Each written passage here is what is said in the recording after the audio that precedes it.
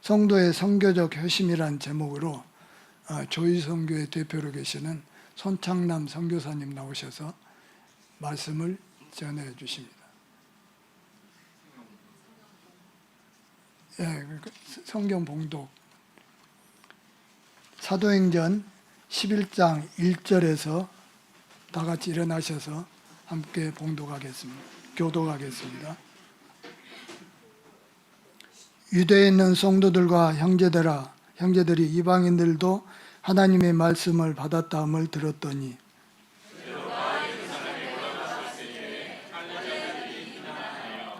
이르되 내가 무할레자의 집에 들어가 함께 먹었다 하니 이르되 내가 욥바시에서 기도할 때 황홀한 중에 환상을 보니 큰 보자기 같은 그릇이 네 개에 매어 하늘로부터 내려 내 앞에까지 드리워졌거늘 이것을 주목하여 보니 안에 네 발 가진 것과 그 짐승과 기르는 것과 공중에 나는 것들이 보이더라. 또 들으니 소리 있어 내게 이르되 베드로야 일어나 잡아 먹으라 하거늘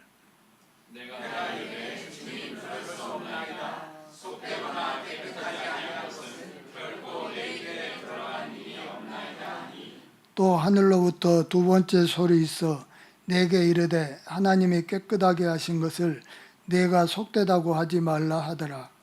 이런 일이 세 번 있은 후에 모든 것이 다시 하늘로 올라가더라. 마침 세 사람이 내가 유숙한 집 앞에 서 있으니 가이사라에서 내게로 보낸 사람이라.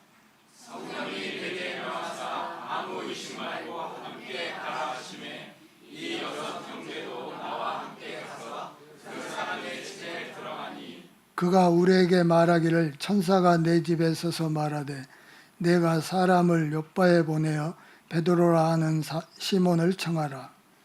그가 왕의 온지기 구원받을 말씀을 내게 이르리라 함을 보았다 하거늘 내가 말을 시작할 때 성령이 그들에게 임하시기를 처음 우리에게 하신 것과 같이 하는지라.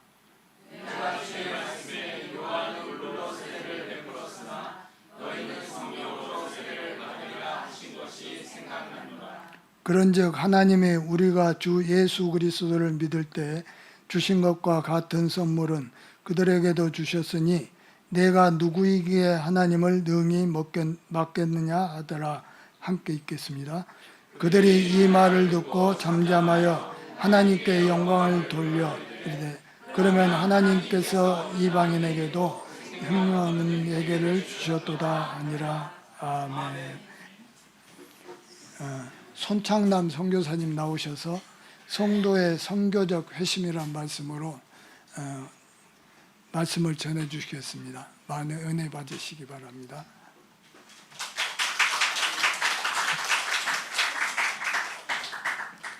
한 주간 안녕하셨어요? 이렇게 매주 뵈니까 너무 좋습니다.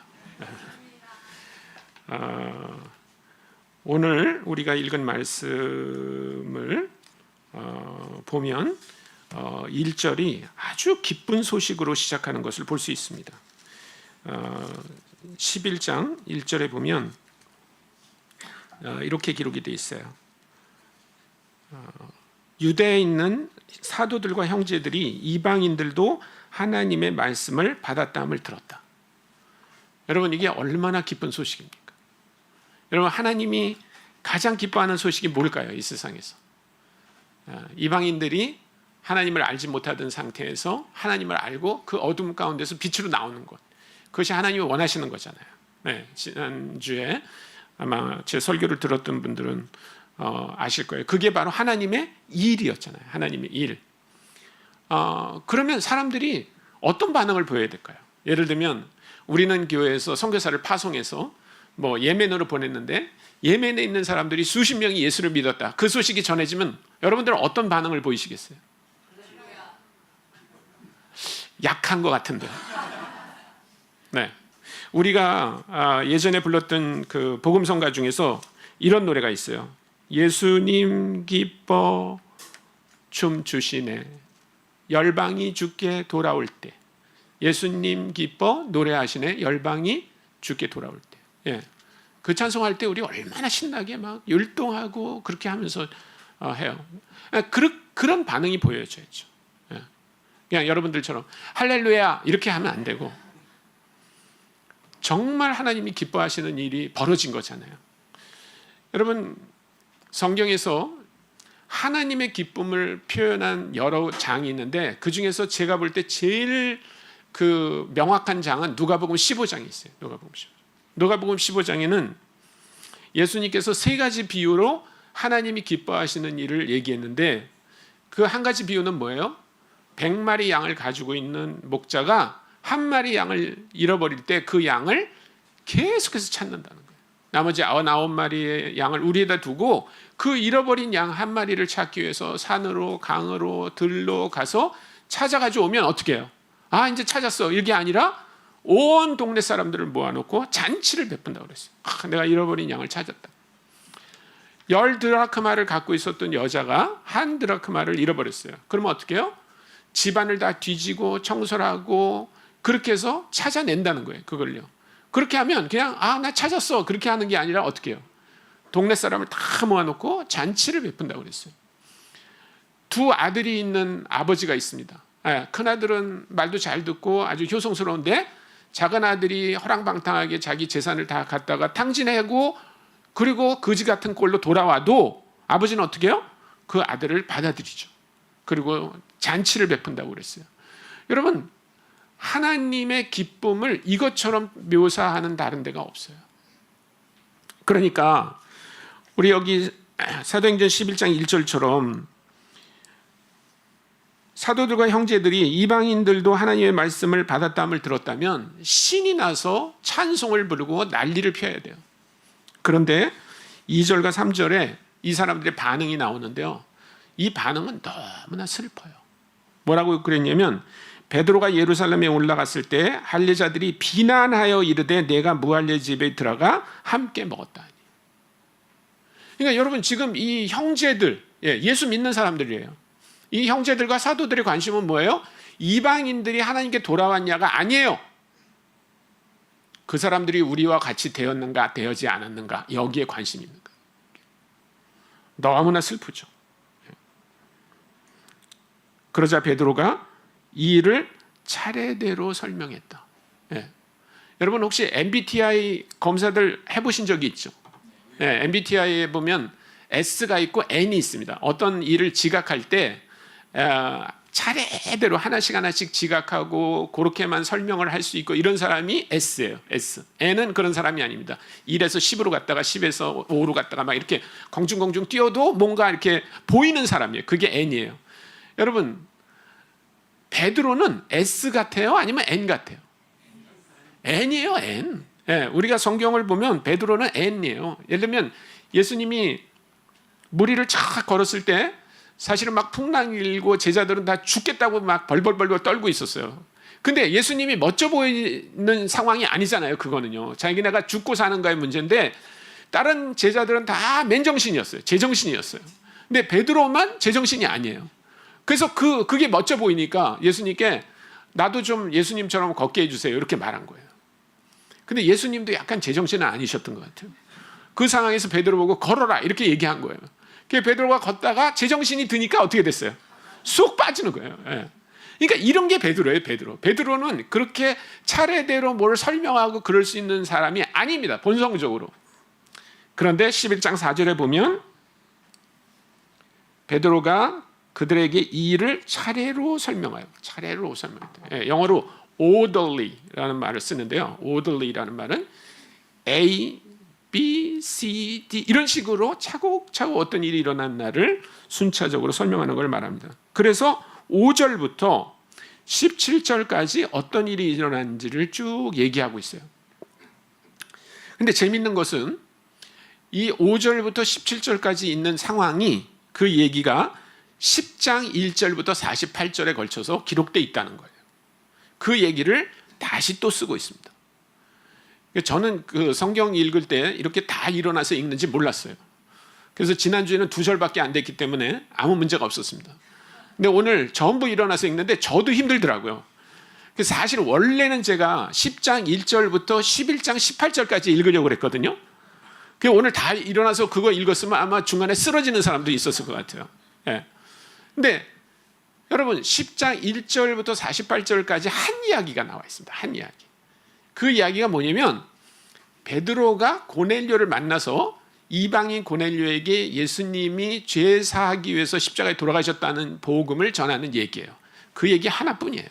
근데 이 이야기를 10장 1절부터 48절까지 쓴 것도 모자라서 지금 11장 5절부터 17절까지 또 얘기하고 있는 거예요. 왜 그랬을까요? 네. 그 얘기를 하기 전에 여러분 10장에 나오는 이야기로 다시 한번 좀 돌아가 보겠습니다. 10장 1절부터 몇 절을 제가 읽어드릴게요. 가이사랴에 고넬료라는 사람이 있으니 이달리아 부대라 는 군대의 백부장이라. 그가 경건하여 온 집안과 더불어 하나님을 경외하며 백성을 많이 구제하고 하나님께 항상 기도하더니 하루는 제9시쯤 되어 환상 중에 밝기 봄에 하나님의 사자가 들어와 이르되 고넬료야 하니 고넬료가 주목하여 보고 두려워 이르되 주여 무슨 일이니까? 천사가 이르되 내 기도와 구제가 하나님 앞에 상달되어 기억하신 바가 되었으니 내가 지금 사람들을 요바에 보내어 베드로라는 시몬을 청하라. 그는 무두장이 시몬의 집에 유숙하니 그 집은 해변에 있다 하더라. 마침 말하던 천사가 떠나매 고넬료가 집안 하인 둘과 부하 가운데 경건한 사람 하나를 불러 이 일을 다 이루고 요바로 보내니라. 네, 지금 무슨 얘기인가 하면 베드로는 요바라고 하는 시에 있고 고넬료는 가이사랴라고 하는 도시에 있었어요. 이 두 사람의 거리가 한 60km쯤 됩니다. 그러니까 그 당시에 자동차도 없고 그러니까 만약에 걸어서 간다 그러면 이틀을 가야 되는 거리예요. 자, 그러면 베드로가 고넬료에게 말씀을 전하게 하기 위해서 서로 만나는 것을 두 개의 시나리오로 쓴다고 가정합시다. 하나는 뭐냐면 하나님이 베드로에게 나타나는 거예요. 베드로에게 나타나서 베드로야, 너 나 때문에 고생 그동안 많이 했지. 이제 한 가지 일이 더 남았어. 그거는 그 고넬료라고 하는 로마의 백부장이 있는데 그 사람한테 가가지고 복음을 전해라. 자, 이게 넘버 원이에요. 두 번째 시나리오는 뭐냐면 지금처럼 고넬료에게 나타나서 고넬료야, 사람을 요바로 보내라. 그래서 베드로를 데리고 와라. 자, 1번 시나리오가 더 편한 시나리오예요? 아니면 2번 시나리오가 더 편한 시나리오예요? 1번이요. 1번이에요. 왜냐하면 베드로는 하나님을 위해서 사는 사람이에요. 고넬료는 물론 하나님을 경외하는 사람이긴 하지만 이 사람은 할례도 받지 않았고 율법도 지키지 않고 예수님이 누군지도 모르는 사람이에요. 그런데 왜 하나님이 그러면 베드로에게 나타나서 고넬료에게 가라고 하지 않고 고넬료에게 나타나서 사람을 베드로에게 보내서 베드로를 데려오라고 했을까 하는 거예요. 우리 집사님 앞에 찬양도 잘 인도하시고 너무너무 찬양이 은혜롭습니다. 진짜. 예. 근데 집사님 옆집에 교회 안 다니는 사람이 있어요. 근데 그 사람이 어느 날 나타나가지고 만약에 하나님이 저에게 나타났어요 이렇게 말한다면 우리 집사님 기분이 어떠실 것 같아요? 아니 집사님 기도할 때는 하나님이 안 나타나는데 그 교회 안 다니는 사람한테 하나님이 나타났다 그러면 기분이 묘하실 거 아니에요. 그래서 뭐라고 하시던가요? 그러면 어제 하나님이 나타나서요. 너 옆집에 그 애기 아빠 알지? 그 애기 아빠가 교회 다니는 사람이야. 몰랐습니다. 너 가가지고 그분이 예수님이 누군지 얘기해달라고 말해.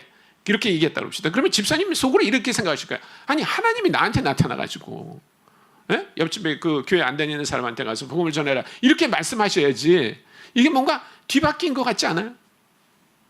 근데 왜 그러면 하나님이 그렇게 하셨을까? 하나님은 베드로가 누군지 아시는 거예요. 베드로는 머리끝부터 발끝까지 유대인이에요. 여러분 유대인이 절대로 안 하는 게 하나 있습니다. 그게 뭔지 아세요? 그게 이방인의 집에 들어가서 이방인과 함께 이방인의 음식을 먹는 거예요. 그 당시 유대인들은 이방인을 개라고 생각했습니다. 개. 그러니까 유대인이 이방인의 집에 들어가서 이방인과 함께 이방인이 주는 음식을 먹는다는 뜻은 뭐예요? 개 집에 들어가서 개와 함께 개밥을 먹는 거하고 똑같은 거예요. 절대로 안 했어요. 베드로도 유대인이에요. 베드로도 절대로 이방인의 집에 들어가서 밥을 먹지 않았습니다.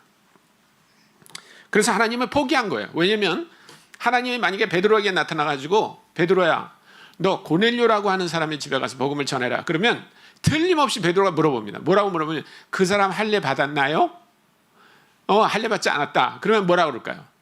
안 됩니다. 저는 못 갑니다. 라고 말할 걸 알기 때문에 하나님 포기하신 거예요. 그리고 아예 고넬료에게 말씀하신 겁니다. 자, 제가 조금 더 읽어드릴게요. 이튿날 그들이 길을 가다가 그 성에 가까이 갔을 그때 베드로가 기도하려고 지붕에 올라가니 그 시각은 제6시더라.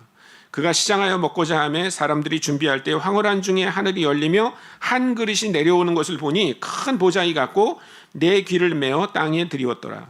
그 안에는 땅에 있는 각종 네 발 가진 짐승과 기는 것과 공중에 나는 것들이 있더라. 또 소리가 있으되 베드로야 일어나 잡아먹으라 하거늘 베드로가 이르되 주여 그럴 수 없나이다. 속되고 깨끗하지 아니한 것을 내가 결코 먹지 아니하였나이다 한데 또 두 번째 소리가 있으되 하나님께서 깨끗하게 하신 것을 내가 속되다 하지 말라 하더라. 이런 일이 3번 있은 후 그 그릇이 곧 하늘로 올려져 가니라. 여러분, 그 고넬료가 보낸 사람들이 베드로를 만나기 5분 전 하나님이 큐시트를 만드신 거예요. 제가 여기 와서 큐시트를 보고 깜짝깜짝 놀라는 게 있는데 저는 설교를 33분까지 하게 돼 있습니다. 그리고 예배는 38분에 끝나게 돼 있어요. 제가 오늘 일부 예배도 38분에 정확히 끝낸 거 아세요? 제가 1분도 늦지 않고 끝내요. 근데 오늘은 모르겠습니다. 왜냐면 약간 제가 지금 오버해가지고 몇 가지 얘기를 더 했기 때문에 조금 늦어지는지는 모르겠어요. 근데 여러분 5분 전, 지금 이 고넬료가 보낸 사람들이 베드로를 만나기 5분 전 하나님은 어떤 표정을 하고 계셨을까? 한번 생각해 보세요. 상상을 해보세요. 하나님은 됐어. 이제 조금만 있으면 베드로가 이 사람들을 따라서 고넬료에게 갈 거야. 그리고 복음을 전할 거고 고넬료와 그의 가족들은 전부 구원을 받을 거야 라고 기뻐하셨을까요? 아니면 계속해서 걱정하면서 어떻게 분명히 베드로는 안 간다고 할 거야. 1번이 맞을까요? 2번이 맞을까요? 2번이 맞죠. 2번. 틀림없이 안 간다고 할 거예요. 그래서 하나님이 특단의 조치를 내리시는 거예요. 어떻게 하냐면 쟁반 같은 거를 내려놓고 거기에 유대인이 먹지 못하는 짐승을 보여주시고 잡아먹어라 라고 한 거예요. 잡아먹어라.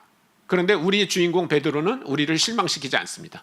안 먹겠습니다 라고 얘기해요. 그러니까 하나님이 또 얘기하세요. 아니 내가 먹으라고 하는데 네가 왜 안 먹어? 내가 하나님이야 라고 얘기하시는 거예요. 근데 이거를 여러분들이 이게 워낙 우리는 교회 성도님들이 점잖으셔가지고요. 제가 이 성대모사로 좀 해드릴게요. 제가 하나님 성대모사가 가능한 사람입니다. 그래서 제가 하나님 좀 죄송합니다. 네. 13절에 보면 또 소리가 있으되 그러니까 환상을 보여주시고요. 또 소리가 있으되 베드로야 잡아먹어라 이렇게 하셨을 거예요.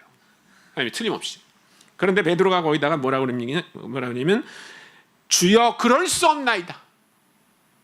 절대로 안 된다는 거예요. 절대로. 속되고 깨끗하지 아니하는 것을 내가 결코 먹지 아니하였나이다. 그러니까 하나님이 이렇게 말씀하신 거예요. 이게 제가 하나님 성대모사를 하는 걸 들으세요. 야, 내가 하나님이야. 내가 하나님. 내가 먹으라고 하잖아. 여러분, 우리는 교회는 하나님, 예수님과 동행하는 분들이잖아요. 다 동행하는 분들. 그러면 예수님이 길을 함께 가시다가 왼쪽으로 가자. 그럼 가시겠어요? 안 가시겠어요? 왼쪽으로 가자 그러면 왼쪽으로 가야죠. 아니, 저는 오른쪽이에요. 예수님은 왼쪽으로 가세요. 나는 오른쪽이에요. 이게 동행이에요? 아니에요?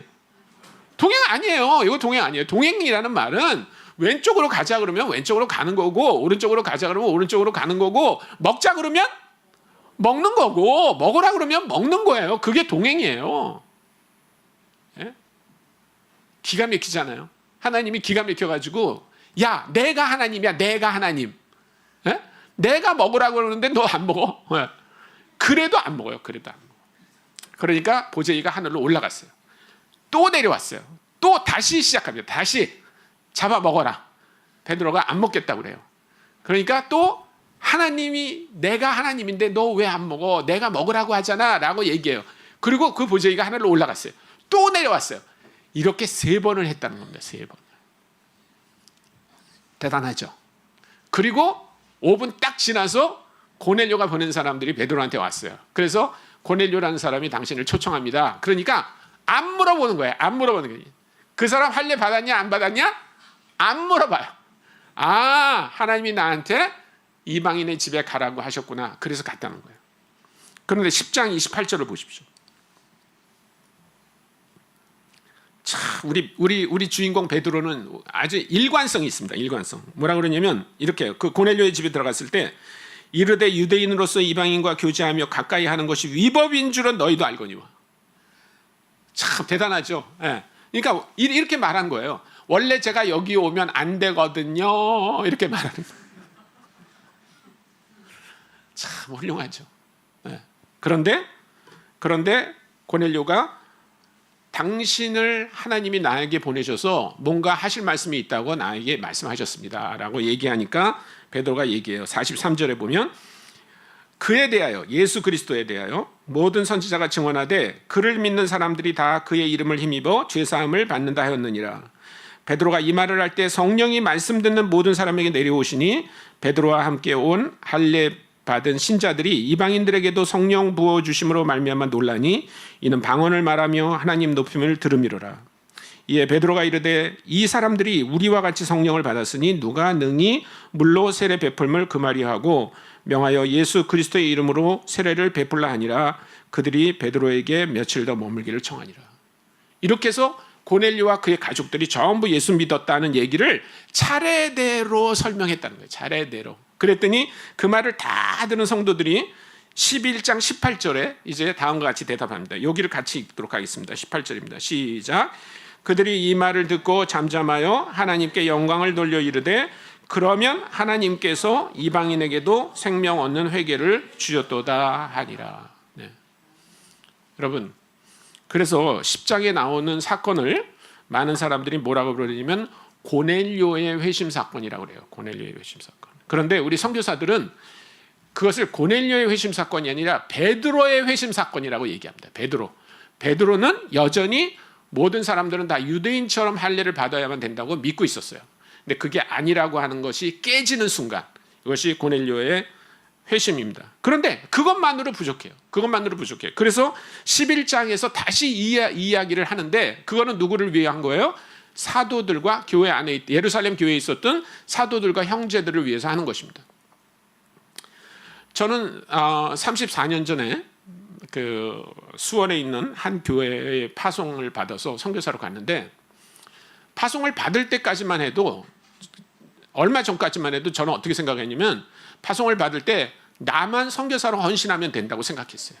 그리고 성도님들은 저를 위해서 기도하고 헌금해 주면 된다고 그렇게 생각했어요. 그런데 제 생각은 완전히 바뀌었습니다. 만약에 저를 지금으로부터 시계를 34년으로 돌려놓고 만약 저보고 선교지에 가기 전에 무슨 일을 하겠냐 그러면 저는 제가 출석하던 그 교회 성도님들이 어떻게 선교적으로 우리가 살아야 될까에 대해서 많이 더 얘기할 것 같아요. 여러분, 뭐가 중요하냐면 고넬료의 회심보다 더 중요한 건 베드로의 회심이고요. 베드로 한 사람의 회심보다 더 중요한 거는 모든 성도의 회심이에요. 선교적 회심이 일어나지 않으면 그 사람들은 계속해서 다 우리처럼 믿겠지라고 생각하는 거예요. 한 가지 더 우리가 생각해야 될 것은요. 여러분, 이 사건이 유대에서 벌어진 일이라는 거예요. 이게 로마에서 벌어진 일 아니에요. 베드로가 선교사로 로마에 파송돼서 일어난 일이 아니라 유대에서 벌어진 일이라는 게 더 기가 막힙니다. 여러분, 오늘날 우리가 선교지에 가지 않아도 얼마든지 해외에 있는 사람들을 만날 수 있죠. 성남에는 외국인 없죠? 많아요? 여러분들은 그분들하고 무슨 관계가 있습니까? 여러분, 하나님이 고넬료 같은 사람을 유대로 보낸 것처럼 하나님이 굉장히 많은 사람들을 우리한테 보내고 계세요. 근데 우리는 그 사람들을 어떻게 보고 있는가 하는 거예요. 지난 시간에 제가 눈 뜨는 거에 대해서 얘기했죠. 우리가 눈 뜨지 않으면 하나님이 보낸 고넬료들을 보지 못해요. 제가 아는 사람 한 사람 얘기하고 오늘 설교를 마무리를 좀 하려고 그러는데요. 양동철 형제라는 형제가 있어요. 지금 아마 나이가 한 40 중반쯤 된 것 같은데 이 형제가 서울대 경영학과를 나왔고 지금은 그 수출입은행에서 은행원으로 일합니다. 선교사가 아니에요. 근데 이 형제가 그 대학생일 때 저기 서울에 있는 그 동작구 상도동에 있는 상도 제일교회라는 데 다녔는데 어느 날 자기 교회 그 전화기를 쓰기 위해서 외국 사람들이 오는 걸 봤어요. 그래서 관심이 있어가지고 물어봤습니다. 어디서 왔냐 그러니까 자기네들이 인도네시아 사람이라고 얘기를 했어요. 근데 그 인도네시아 사람이 뭐 하냐 그랬더니 바로 교회 옆에 모자 공장이 있었어요. 4층짜리 건물이 있었는데 양동철 형제는 그때까지 그 건물이 뭐 하는 건물인지 몰랐대요. 그런데 그 안에 외국에서 온 사람들이 이 모자를 만들려면 전부 이렇게 양재를 하잖아요. 봉제를 하잖아요. 그러니까 그거를 위해서 온 외국인들이 있었다는 걸 알게 된 거예요. 그중에 대부분이 인도네시아 사람이었어요. 그래서 인도네시아 말을 배웠어요. 예, 이분은 저한테 제가 족자에 있을 때 와가지고 거기 머물면서 인도네시아 말을 배웠고 계속해서 자기가 선교사 아닌데 인도네시아 사람들하고 복음을 전하기 위해서 인도네시아 말을 배웠어요. 그리고 많은 사람들이 이 형제 때문에 예수님을 믿게 됐습니다. 그중에 바이크라고 하는 자매가 하나 있어요. 바이크라는 자매는 롬복에서 온 자매입니다. 여러분 롬복이 어딘지 아세요? 롬복 몰라요? 윤식당은 알아요? 윤식당? 윤식당 찍은 데가 롬복이에요. 너무해. 여러분들이 윤식당은 아는데 윤식당을 롬복에서 찍은 모르는 분들이 많더라고요. 그 롬복이라고 하는 섬은요, 인구가 그렇게 많지는 않은 섬인데 거기에 전체 인구의 90%가 무슬림이에요. 여러분 그 섬의 전 인구의 90%가 무슬림이라는 말은 시골에서 태어나고 자란 그 바이크라고 하는 자매 같은 그 자매는 교회를 가본 적이 없어요. 교회가 없어요. 그 동네에는 아예. 그리고 크리스천을 만나본 적도 없고 성경을 본 적도 없는 사람이에요. 이 사람이 돈 벌겠다고 한국에 와서 모자 공장에서 일을 했는 거예요. 근데 이 형제가 뭐 바이크를 포함해서 여러 인도네시아 사람들을 도왔는데 그 바이크가 어느 날 누구를 따라서 이제 한국 교회를 갔어요. 한국 교회를 갔는데 그 교회에 있는 어떤 자매가 인도네시아 성경을 손에 쥐어주면서 이거를 꼭 가서 읽어보라고 얘기했어요. 근데 무슬림들은 성경을 읽지 않습니다. 예, 그리고 성경을 손에 이렇게 쥐는 것도 아주 굉장히 꺼려하는데 그 사람이 워낙 성의껏 주기 때문에 성의를 무시할 수 없어서 가져왔어요. 그리고 서랍 속에다 넣어뒀대요. 근데 한밤중에 자는데 왠지 모르게 성경은 뭐라고 말하는지 한번 읽어봐야 되겠다. 그리고 성경을 읽다가 예수님을 만나게 된 거예요. 그리고 이 자매는 원래 하루에 5번씩 기도하고 1년에 한 달씩 라마단 때 금식하고 그러는 자매인데 완전히 변화돼가지고 예수 믿는 사람이 됐어요.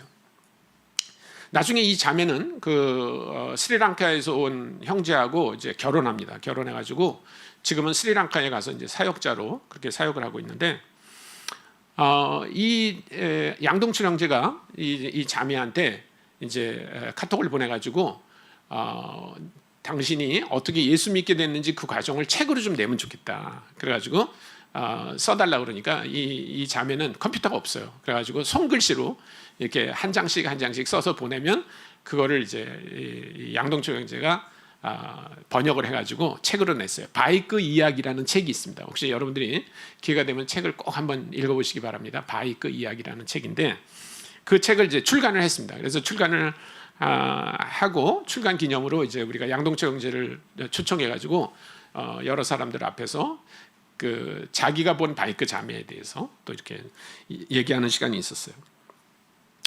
근데 그 시간에 저한테 아주 쇼킹한 얘기를 하나 들었는데 이 바이크라고 하는 자매가 머무는 곳이 그 교회하고 굉장히 가깝다고 그랬잖아요. 예, 그래서 이 양동철 형제가 이제 목요일날 저녁마다 자기네 교회 청년들이 모여서 기도회를 했대요. 한 열댓 명 모였던 것 같아요. 한 20명도 안 되는 그런 아주 작은 그룹에서 모임을 했는데 우리 모임에 와달라 이렇게 몇 번 초청을 했는데 한 번도 안 왔대요. 근데 자기가 이제 바이크 자매가 한국을 떠날 때쯤 한 번 얘기했대요. 왜 내가 초청했는데 한 번도 오지 않았냐 웃으면서 그렇게 얘기하니까 이 바이크 자매가 뭐라고 대답하냐면 나는 매주 갔었다. 아니 몇천 명이 모이는 교회라면 뭐 바이크가 왔는지 안 왔는지 모를 수 있죠. 그런데 열 몇 명밖에 모이지 않는 데서 누가 왔는지 안 왔는지 모를까요? 뭐 우리는 교회도 누가 빠졌는지 금방 보이죠, 여러분들이. 그런데 바이크가 분명히 왔다는 거예요. 매주 자기는 왔다는 거예요.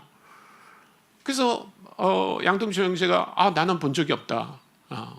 그랬더니 뭐라고 얘기하냐면 이런 그 방이 있었고요. 방에 문이 있고 조그만 유리창이 여기 있었대요.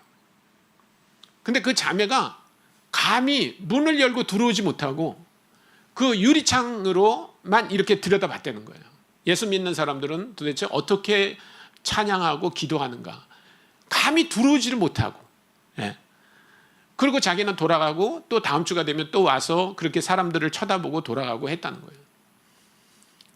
여러분, 우리 주변에 그런 사람이 있는지 아세요? 우리는 신나게 찬양하고 예배 드릴 때 감히 문을 열고 들어오지도 못하고 그 조그만 창으로 어두운 데서 우리 안을 들여다보면서 저 사람들은 어떻게 저렇게 기뻐할까? 저 사람들이 기뻐하는 거는 뭘까? 라고 생각하는 바이크들이 도처에 있다는 사실에 우리가 눈 떠야 됩니다. 그것이 성도들의 선교적 회심이에요. 여러분, 한 사람 우리가 기도하고 그렇게 해서 선교사로 파송했다고 우리 선교한다고 생각하지 마십시오. 아닙니다.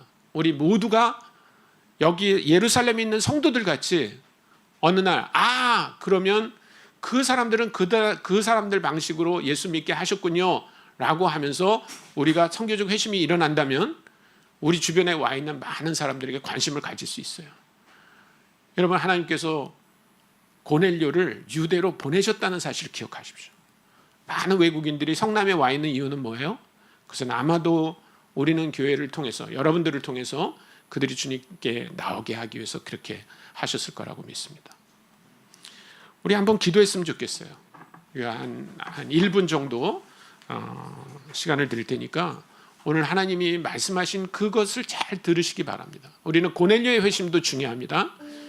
베드로 한 사람의 회심도 중요합니다. 그러나 더 중요한 것은 예루살렘 교회에 있는 모든 성도와 제자들이 회심한 것처럼 하나님, 우리의 눈을 떠서 우리 주변에 와 있는 고넬료를 보게 해 주십시오.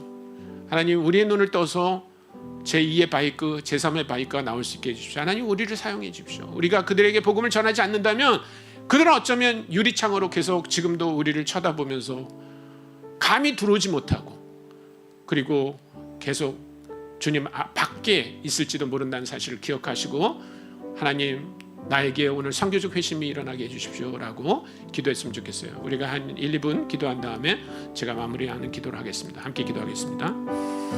아버지 하나님, 그렇습니다. 주님, 예루살렘에 있는 많은 성도들이, 아버지 하나님, 이방인들이 하나님께 돌아왔다는 소식을 듣고도 여전히 자신들의 생각 가운데 꽉 꼭지가 끼어서 아버지 하나님, 그들을 보지 못했던 것처럼 혹시 우리도 그러고 있지 않나 돌아볼 수 있게 하여 주옵소서.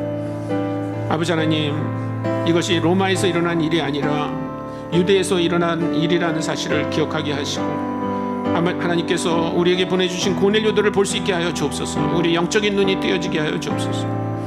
아버지 하나님, 우리 안에 그런 선교적 회심이 일어나서 한 사람을 선교사로 보내는 것에 만족하지 않게 하시고 아버지 하나님, 우리 모두가 그런 삶을 살겠노라고 오늘 고백하는 시간 되도록 인도하여 주옵소서. 주님 감사합니다. 하나님 아버지 감사합니다.